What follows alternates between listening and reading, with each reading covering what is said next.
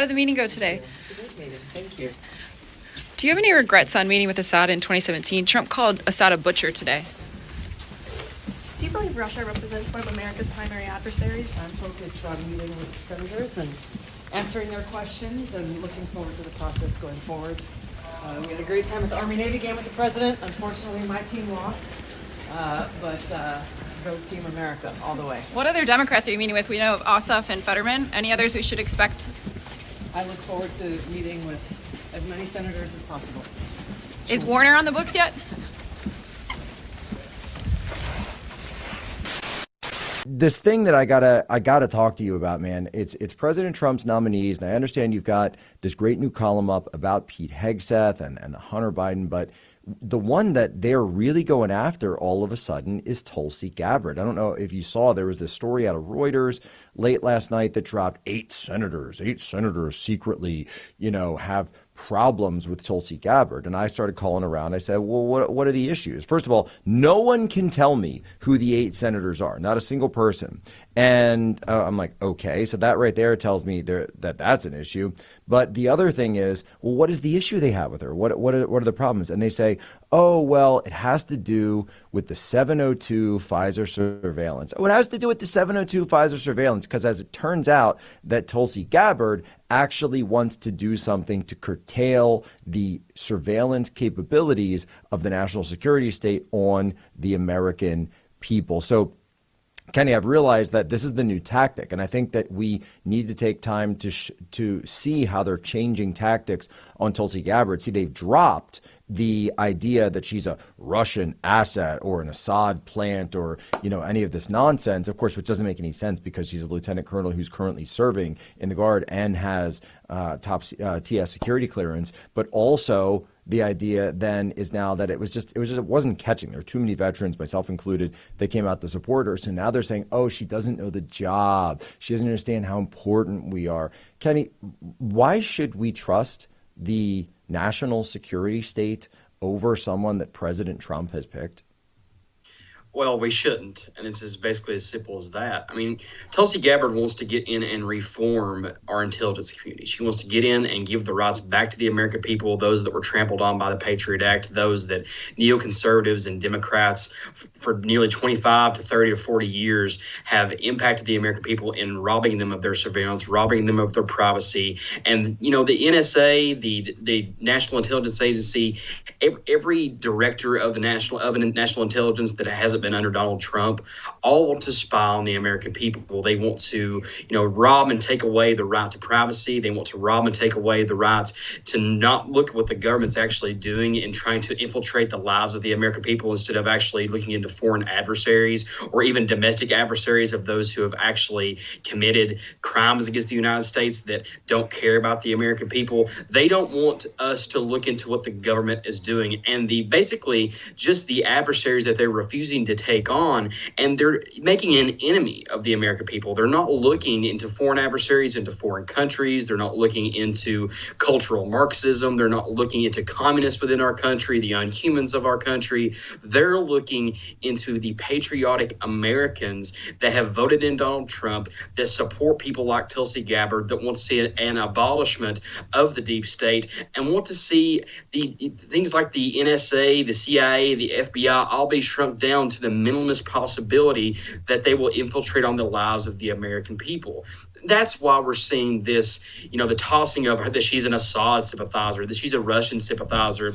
We're seeing that all be thrown out the window and just be straight up honest and saying, hey, we don't want Tulsi Gabbard to look into the incompetency of our own government and the infiltration on privacy rights that we're having on Americans, so you should oppose her nomination. And I don't believe for a second that 8 senators supposed to oppose Tulsi Gabbard. Maybe Lisa Murkowski, maybe Lindsey Graham, maybe Susan Collins, but I think the 8 number is nonsense. They've probably taken some quote out of context, and there's only a few no votes there to get, and the rest of them are scared to oppose Donald Trump and the MAGA movement, and we're seeing that be basically delved out into the American public right now.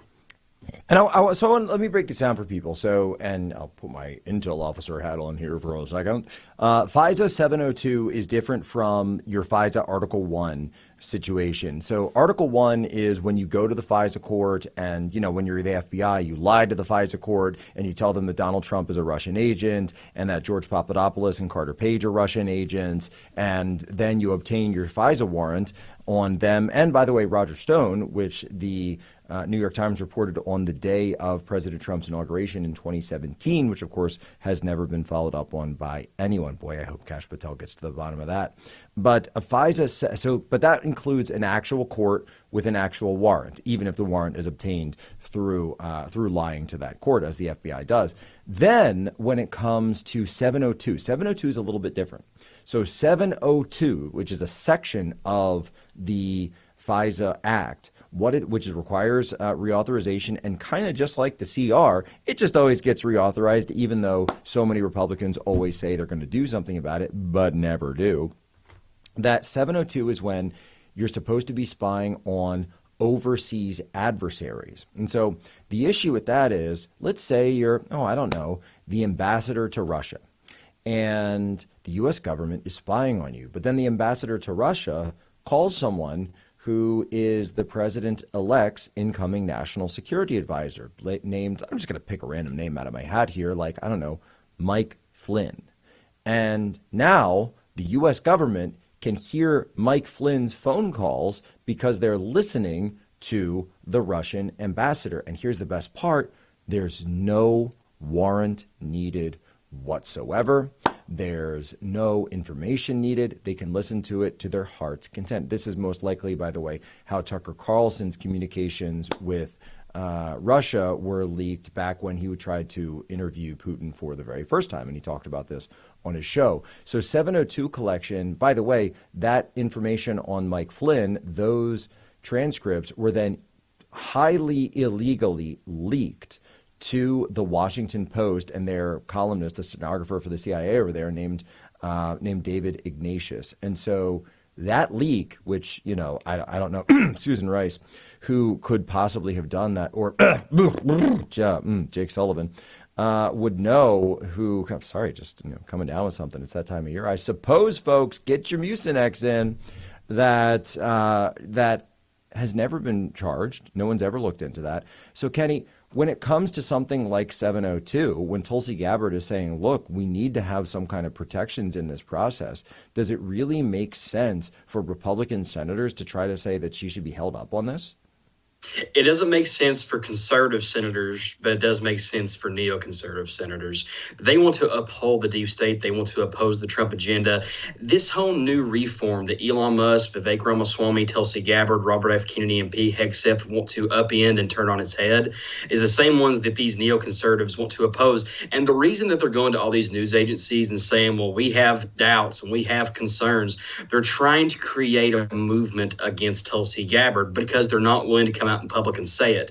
There are plenty of neoconservatives that are U.S. senators in the United States Senate that would not dare speak out against Donald Trump, that would not dare speak out against these nominees because they're afraid to get primaried and they're afraid of the MAGA movement. But it makes complete sense that these neoconservatives want to uphold these FISA laws. They want to uphold these parts of this policy that allow spying on conservatives, that allow spying on those who oppose the deep state. Like you're saying, like with the examples in Russia, Tucker Carlson, of Mike Flynn.